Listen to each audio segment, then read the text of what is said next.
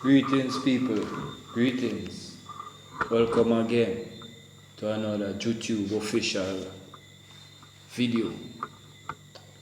Yeah, well, this is a serious topic. Well, you know the passing of the Queen of England, September the 8th, died at age 98. You know, it have stirred up a fight that we black people and Rastafarians been fighting for decades, even into centuries now. And since the passing, it have been an ongoing fight again. People have still demanding reparations and to be free from the British monarch.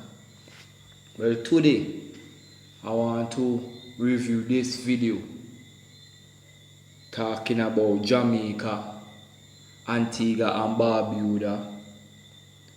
They may cut ties from the British monarch and renew calls for reparations for slavery.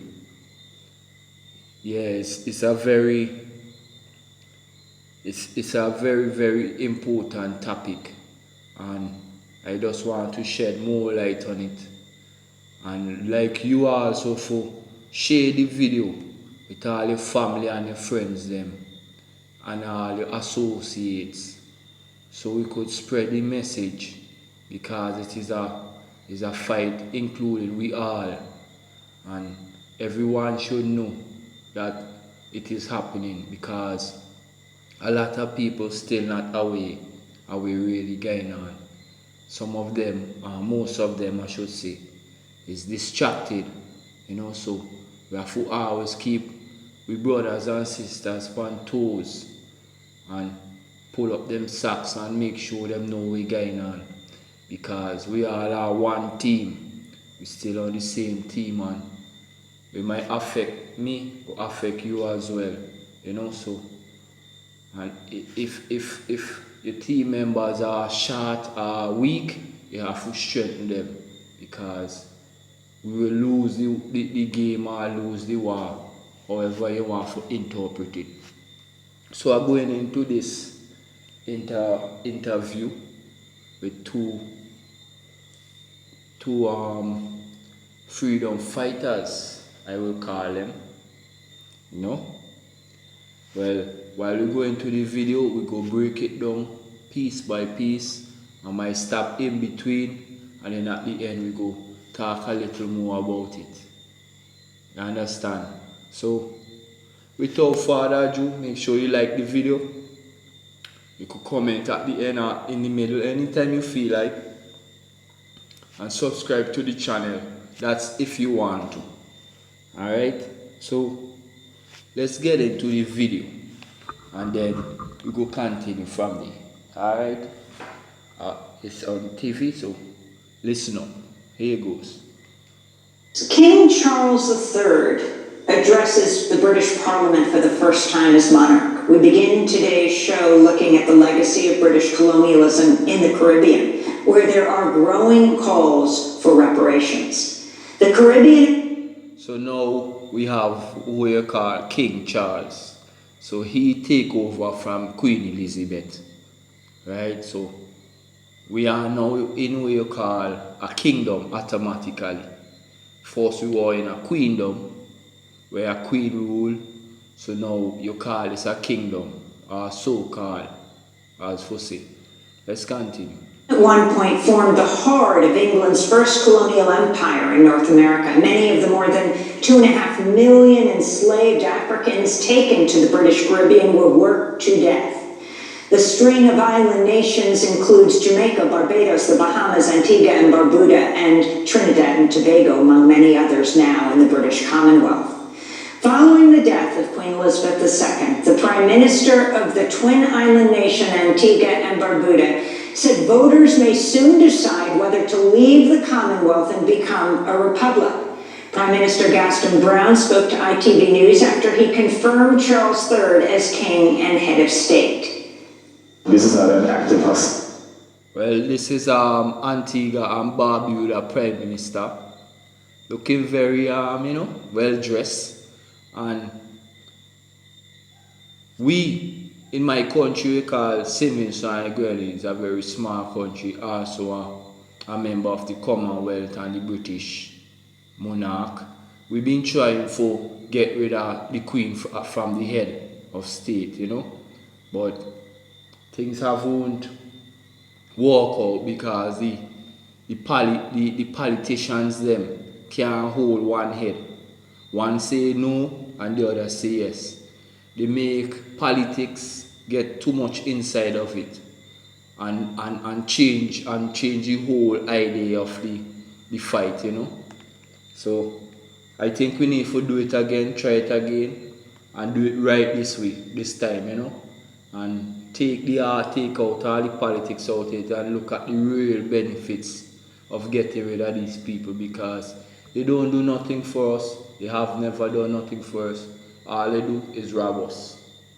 So we could do without them, just like Barbados. So this is the step that Antigua and Barbuda want to take, also along with Jamaica. So let me hear what the Prime Minister have to say. Or any difference between Antigua and Barbuda and the monarchy, but it is the final step, as I said before, to complete that circle of independence and ensure that we are truly the sovereign nation. What sort of time frame would you think on a referendum then? So I'd say within the next probably 3 years. This comes after Barbados voted last year to break from its colonial past and become a republic.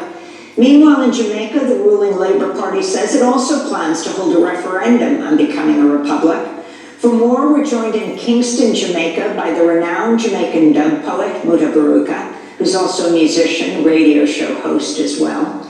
And in St. John's, Antigua, Dorbrene O'Marde is with us, the chairperson of the Antigua and Barbuda Reparations Commission, also an ambassador at large of Antigua. We welcome you both to Democracy Now! Dorbrene O'Marde, let's begin with you. With the death of the Queen, first your response, and then what you're calling for your country. Well, it's good to be here. Let me say thanks for having me. In terms of my response, I will be very measured here. I will recognize that we are talking about death. We are talking about the loss of human life, that the Queen would have had family, etc. But I'm under no obligation, I think, to be mourning her death. And that is simply because of, I think, my understanding of history, my understanding of the relationship of the British monarchy to African people, Asian people, but to African people certainly on the continent and here in the Caribbean. And so I want to make a little pause. At this point, he's talking about the mourning. He not mourning for Queen Elizabeth's death, Because if you know your history, you will know why we black people shouldn't be even involved in this whole mourning of Queen Elizabeth passing. And I heard recently Jamaica, of all countries, have had 12 days of mourning for Queen Elizabeth. You see, it's really sad to hear that, but that is how it is right now. Anyhow, let's continue.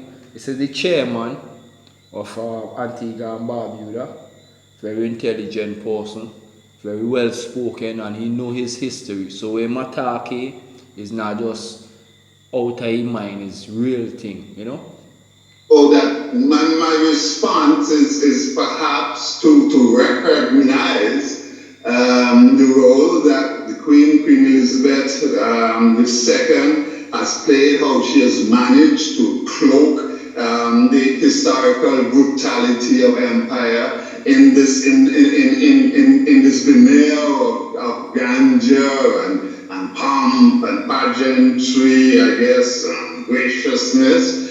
But I think that at this point in time, we need to examine that history a lot more closely.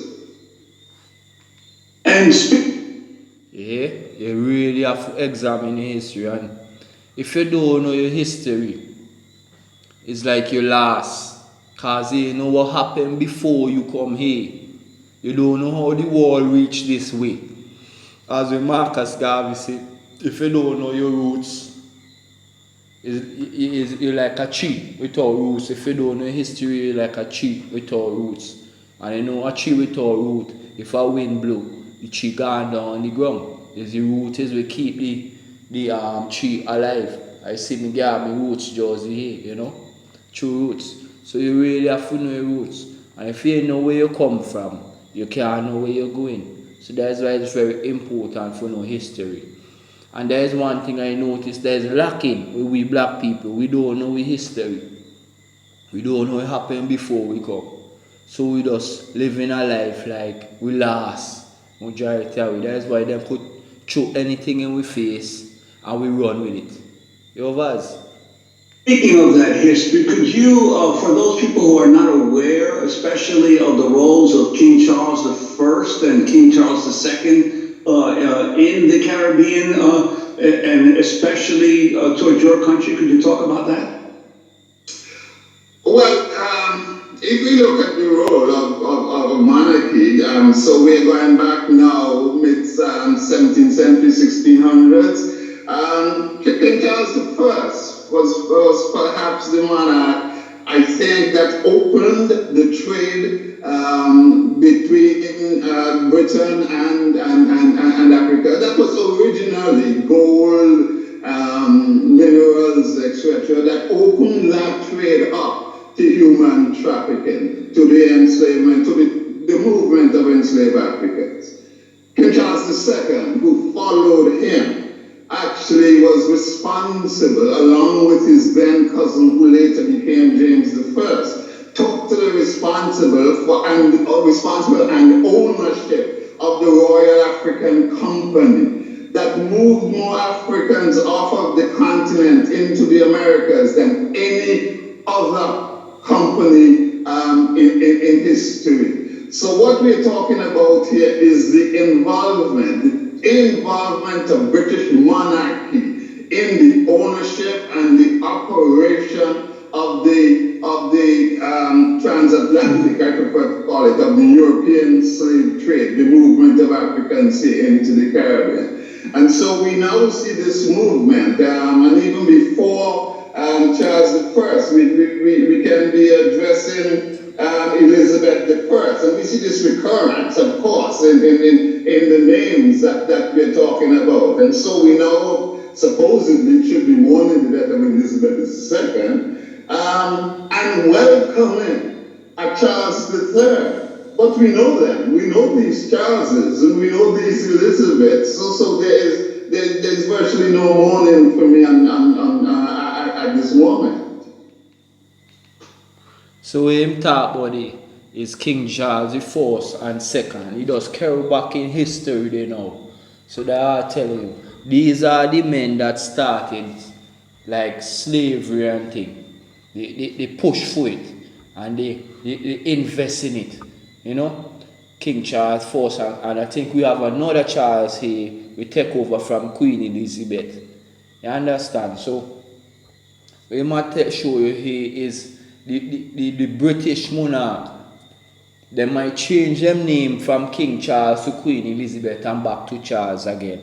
But the same British monarch is pushing the slavery thing. Colonialism is just a different name for slavery. That's what they do. They use words now for confuse you. But it's the same meaning, it's the same process. It does modernize in a different way for kind of, mess with your brain still and trick you. Make you feel like, yeah, slavery done. But it does change in our words, And thus, we get TV now, we drive in car now, slaves have computer, slaves have smartphone. But we still slaves, we still working for we enemies. Still working for the British monarch. Who in a force, That's why him say him nah mourn. And I myself ain't mourning for her neither. You understand? Now I ain't wishing that upon nobody, but at the same time I can't feel any way of sadness for her because they just benefit the richest person in the world and all she goal and things she never they could have snapped the finger and end poverty worldwide, but instead these are the ones that increase poverty and are the real cause of poverty. We can't take this still. I'd also like to bring in Oh, as you see here, these are some Rastaman and brethren, and also other people from different ethnic group and thing. They come up with them placards and thing, and they fighting for reparations within their country, and it's something that we've been fighting for too. 'Cause just a couple of months ago, I think was one of them, Prince Charles, one of them was touring around the Caribbean and different countries for show that Queen Elizabeth be ruling for. I think they didn't know she going on dead. That's why they push out that kind of energy there. That's my opinion. But yeah, we're still fighting for it, and we're not end this fight. Once we have life and health and strength, this is what we need to use we health and strength for. For the betterment of the future, for we could see we use them live a much free life, more free than how we is. Because so much borders. You can't even leave your country and go to another country without visa. You understand? That's why we fighting for reparation and repatriation. So all who want to go back to Africa could go, and who want to stay could stay. We're not forcing anyone, but we should have the right because we didn't choose to come here. But we'll continue still. We'll touch all them topics there. Baruka, the renowned Jamaican poet, musician. Your response to the death of Queen Elizabeth and also the British Empire's relationship to Jamaica. Good morning.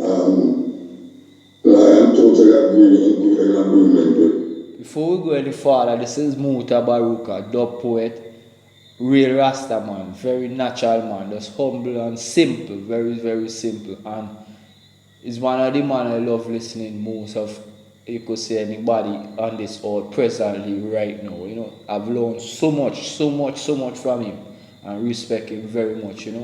So this is Mutabaruka, always for the fight for black people and freedom. And Mutabaruka, man. Love this brother. The first speaker, and I don't even want to go back into slavery because a lot of people claim that Queen Elizabeth was not responsible for what her ancestors did. She herself said that slavery was legal at the time, so she don't really recognize what we in the Caribbean is talking about. Now, we have to realize in 1952, that was when she ascended the throne of England. And if you check the history between 1952 and now, you will see that even though slavery was abolished, but they, what we call it, redefined slavery and call it colonialism. And colonialism in this part of the world was represented by the throne of England. So we're not really talking now about an individual person, we're talking about a corporation, an institution, which is called the Monarchy of England, that has totally devastated a lot of the progress we could have made if it wasn't for this what we call colonialism interpreted to us as slavery. Now, we have to remember, in her time, there was the Mama uprising, which is a very interesting case because she was actually named Queen of England when she was in Kenya. And the cruel and wicked things that the British Army did to the African people there cannot be seen as just, okay, that is just something. And she has never granted any sympathy or said anything that could say, well, you know, she have a kind of art to what was taking place. We look in South Africa during the apartheid system. The British is part of that wicked apartheid regime that devastated and killed thousands of Africans who was fighting for to be a person in South Africa. And it was recently, in during the time of Mandela and with Mandela, that we was told that they were still on the list of terrorist groups. And even though England and this queen was ruling at that time, there was no effort to find out what is it they can do to alleviate the problems that come from African people in this part of the world. Now come to the Caribbean in this time.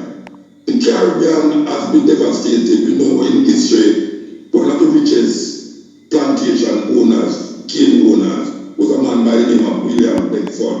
William Beckford got his riches and became one of the richest men in England in that time. And up to this day, when we recognize how much people died because of the institutionalized slavery that they call colonialism, up to this day, the movement of our people, especially in Jamaica now, where our constitution was given to us by England through the hands of the so-called Bustamante and Norman Marley, who was recognized during that time, 1962, when Jamaica was supposed to be getting independent.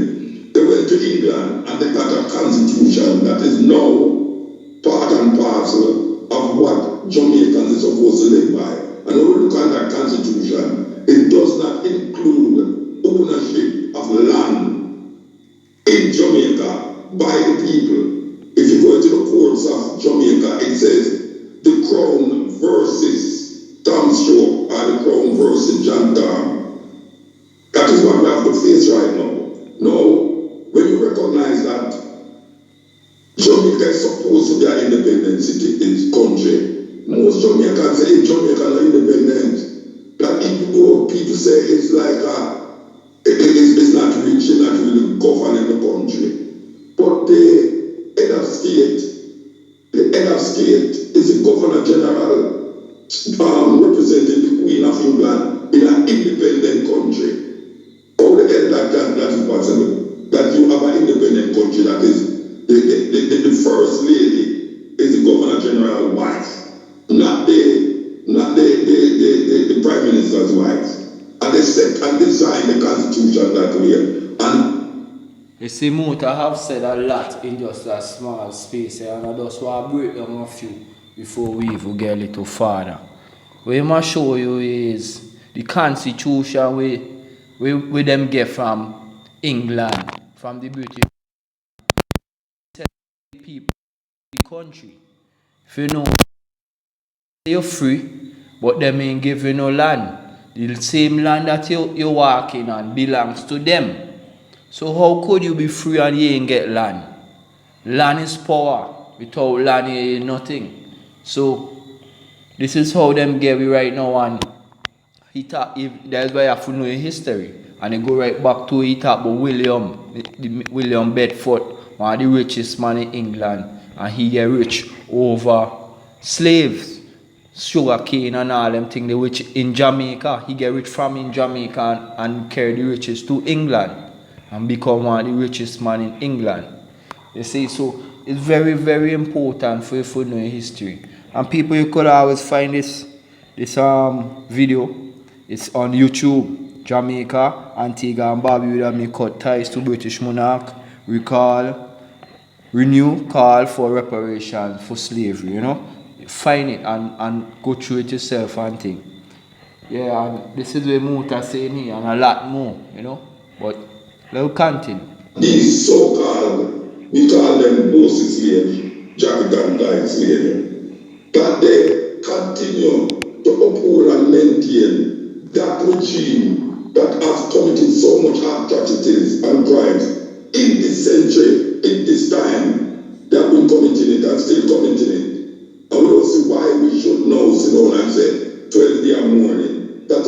how backward and how we call the Stockholm syndrome Exactly, yeah. has grabbed our leaders in the Caribbean. That here's a family that represent criminal activities as for your ancestors, and now you start to love them. How is that possible?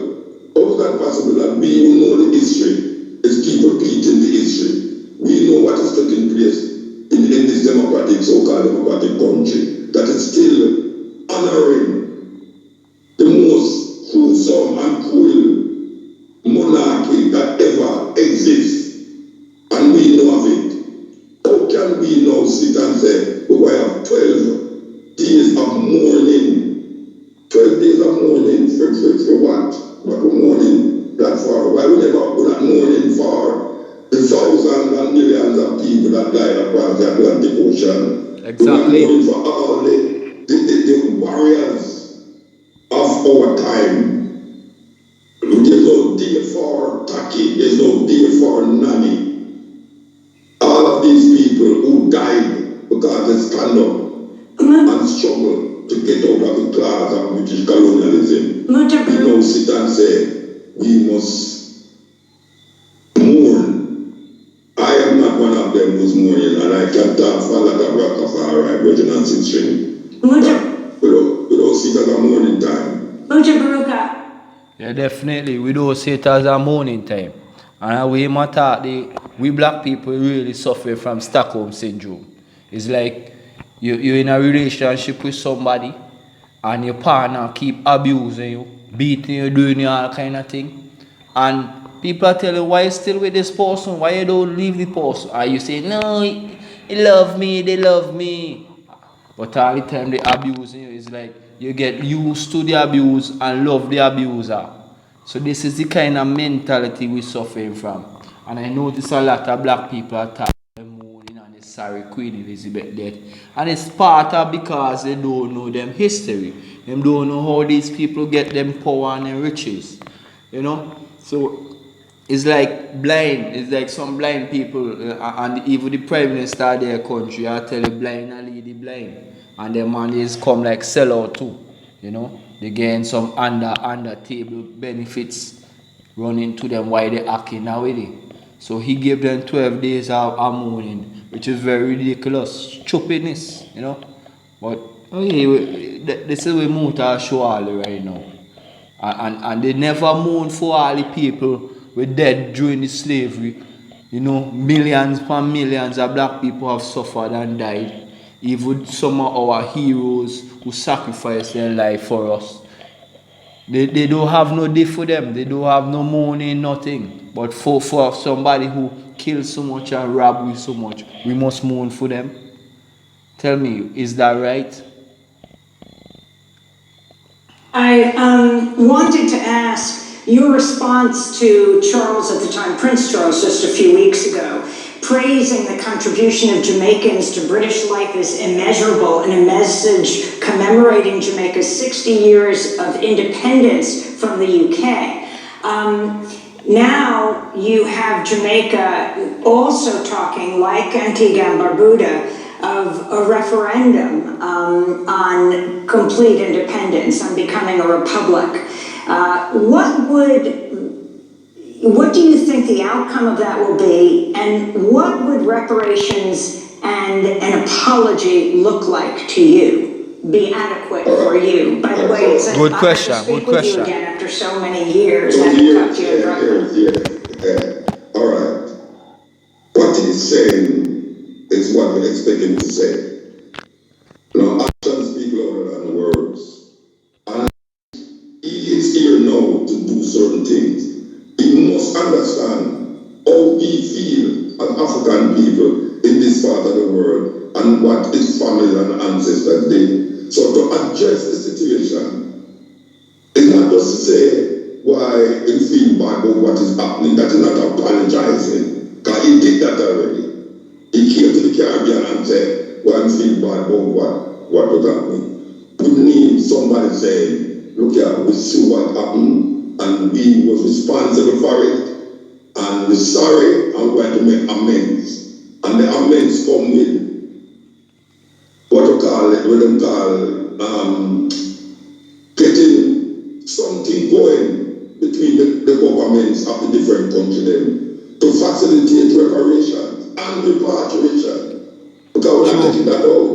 For those who desire to go back to Africa, because we came to Jamaica not by free will, but by force. Nobody asked to come to the Caribbean. None of these Africans, at least my ancestors never asked to come here. So the Rastafari community is crying out, saying, reparation, repatriation, meaning that those who are desirous of going back to Africa must be able to do this without the argument about commonwealth of nations. Yes. And that is really an ignorance. There is no moving away from the Queen and the monarchy. If the countries that claim getting rid of the monarch is one, but if you still in the commonwealth of nations, that still bind and grip you to the same colonial system that you are trying to break free from. There is no getting rid of the Queen or getting rid of the King and you're still into the commonwealth. We as Jamaicans, there's a lot of grandfathers and who's living today who fought in the Royal Air Force during World War II and who went to England to help build up England. And what we hear now, first of all, Jamaicans have to have a visa to go to the so-called motherland. Jamaicans is not allowed to stay there at a certain length of time. And now we have a big rush people who to stay there at a certain length of time, and now we have a big rush people who just recently we started trying to send back people who was in England 60 years and have children at them house and everything. They're sending them back to Jamaica. That is one of the most racist things that I have ever seen in my lifetime. We have to be a country. Mutabaruka, I'd like to bring in on this issue of reparations, Dorbrene O'Marde also. The Muta said, is how ridiculous the claim is, That's why we need reparation, and reparation should be on a generational thing in all the areas of human activities: education, entertainment, religion, politics, sex, war, labor, law, all the human activities. It should be a generational building and a generational working on getting rid of poverty and all. And this is the cause of poverty really, It's because all the riches and the wealth and thing that for help people is being stored up for one set of people. And this is where causing the problem of the world and suffering and all this, famine and all them kind of thing. And this is what Muta talking about. And repatriation, we can't leave out repatriation as well. We need to go back to the motherland, those who want to go back to the motherland. And build them home now. We should be free. All these borders need to cut down and bring in things like visa and all them other things. This is where you must say right now. We can't take the same time still. If you could tell us, in the letter that your commission submitted to the royal family, what were some of the demands and how do you see reparations? Certainly, the letter that we wrote, well, it would have been our second letter addressed to British monarchs. Earlier, I think maybe about a year or two before, Prince Harry was here. And certainly this year or last year, I'm getting lost within this COVID mess. The other brother was also here, who is now, I guess, destined to be the next king of England. And our letter simply said to them that we were very tired and rather insulted by their approach of telling us things that we already knew. That we knew that slavery was horrible. They didn't have to tell us that. That we knew that genocide was committed. They didn't have to tell us that. And our letter simply said to them, well, please, do not come here and insult us further by by saying things that the Tony Blairs have already said, that your Minister of Foreign Affairs had come and addressed the Parliament in Jamaica and looked at us as Caribbean people, as descendants of enslaved people, to tell us that we should forget it and just move on. That just let's forget this and move on. And that is essentially what we said in our letter. Now, in response to your the other part. It's very disrespectful for ones to tell you, forget about slavery and just move on. When the ones that are still benefiting from slavery, they are still benefiting now.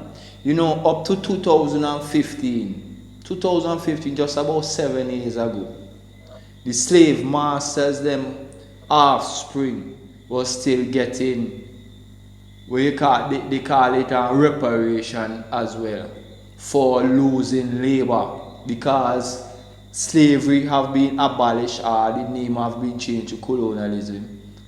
Because of slavery have been abolished, them say now the slave masters them need to be paid for the loss of labor and all them things. And up to 2015 they were still getting money for that and benefits and land and all other things. And the slaves them are the offspring of the so-called slaves, which is slave is other word that we have to be careful with, because we are not we didn't come from slaves, we come from kings and queens. The over royalty we come from, not slave, but they want to say we come from slaves, but they made us slaves, you know. But the offspring from our ancestors, we not getting anything up to this time, but they still reaping and them want us now to forget about it, which is a slap in the face, a hard one too. The question of what does reparations look like for us? What does this moment mean to us in the reparations struggle? I think certainly that we're asking Britain to reassess its role in the intentional on the development of Africa and this Caribbean. Asking Britain to reassess its role in the genocide, in the plunder, in the violence that it exerted on African people on the continent and here in the Caribbean. And that in reassessing this role, that it must understand clearly that the morality of the situation, the ethics of the situation calls for repair. And in that repair, we essentially are talking reparations, that you have committed crimes against humanity,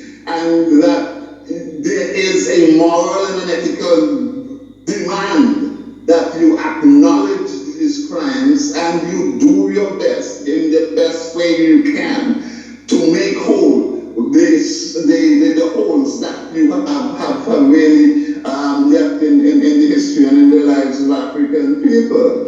I'm a member of the CARICOM Reparations Commission as chairperson of the Antigua and Barbuda Reparations Commission, and that commission has issued a 10-point plan that defines for the international community, defines for us here in the Caribbean, how we see reparations. The plan that we have issued is a development plan. It's in contrast, let's say, to the legacy reparation plans that are being developed elsewhere in the diaspora, where individuals are identified as the recipient of reparations. The CARICOM Reparations Plan talks of development. In the first instance, it identifies those areas in our development across this region where the hurt of enslavement and genocide continues to exist and continues to impact on the lives of Caribbean people today. And we are saying that in that development plan that we are inviting is the word that I think we have to use at this point in time, Europe to sit at the table with us and to discuss this development plan, addressing areas in education, in health care. And as Mutabaruka just said, we include in that this whole question of repatriation those persons who want to go back to the continent. We're talking we have 15 seconds. Yeah, we're talking psychological, we're talking debt, debt relief, a number of issues within that 10-point plan. Yeah, people, and that's the ending of the little interview, you know. I wanna big up Antigua and Barbuda as well as Jamaica as fighting or still trying to become a republic. And I think I said before, the video get a little cut off, so I kind of lost my train of thought, and I hope I said before. Well, I will say it again. Turning into a republic, as like with Barbados did, that doesn't really solve the full problem, because white supremacy is still at hand. The way how they talk, the way how they dress, the way how they cheat one another, the way how they eat, everything is still white supremacy involved in it. You know, so there's a whole other reasoning that we have to look into. White supremacy is still in control. And that is one of the reasons why I believe they don't want to give us reparations, because reparation will make the playing level and make we all equal. And they want to always be superior. They always want to feel like they're better than us. We're not of the same class, you know. So this is why they always ignore us over the years and don't want to give us our reparation as well as repatriation, you know. Before I go, I want to read us a few comments and then I will close off. The first comment goes, I hope this referendum happens for the people of these countries. They deserve their long overdue independence, you know. Independence is a kind of word that they always play with. You know, if you check it out, independence is like you're in a pen dancing. And that's exactly how they have us. They give us this constitution that doesn't even benefit us, you know, as I spoke earlier before. Next comment. Time for the United Federation of the Caribbean States. Instead of remaining small countries, blowing in the winds of the world powers, we need to join together and control our collective destinies in this part of the world, as well as re-establishing connections with the countries in the motherland. I really love this comment. Very powerful. Next one. We are with you, my fellow Jamaicans, from SA. Whatever that means. Next comment. Freedom is real for the people to live a comfortable life, not just exist. Next. I am glad that people are calling out things by their names, because the Western media is trying to portray this woman as the people's savior. It's very true. They have her like God, like they say, like, you know, close to God, God herself. I wouldn't be surprised if people start praising her image. Next one. Be a mixed Native American, African American, and Caucasian/Jewish. I've been waiting my whole life. Admittedly, not long in the grand scheme of things, but almost every minute of my life, I can recall it's been a running baseline theme. To see conversations around the colonization in more meaningful way take place on such a large scheme like this, as I know millions of other global have felt the exact same way, like for the entire lifetime and for the generation and generations before their colonialized existence of this earth as well.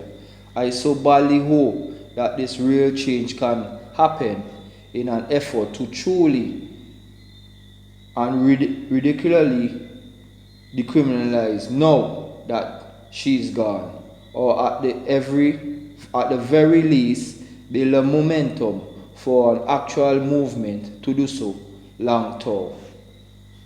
Alright. Next one goes, writing from Jamaica. It is not a question of if but when. Trust me.